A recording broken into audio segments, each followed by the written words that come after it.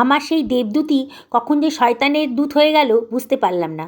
কেন রে হঠাৎ এই পরিবর্তন? কেন জানি না কাকিমা, ওর মা তো আমাকে দেখেই পছন্দ করেই বিয়ে দিয়েছিল ছেলের সাথে। দেখতে সুন্দর, বড়লোকের ছেলে, ভালো পড়াশোনায়, বড় চাকরি করে। আমার মনে হয়েছিল আমার জীবনে দেবদূত নেমে এসেছে। কিছুদিন ঘর করার পরেই বুঝলাম ও আমাকে পছন্দ করে না। প্রায় সময় রাত্রে দেরি করে ফেরে, নেশা করে, প্রায় সময় অফিসের ট্যুরে বাইরে চলে যায়, আমাকে না বলেই চলে যায়।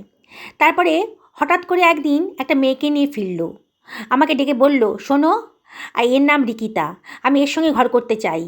তুমি আমাকে ডিভোর্স দিয়ে দাও। তোমার যা টাকা পয়সা লাগে বলো, আমি সমস্ত খরচ আমি দিয়ে দেবো।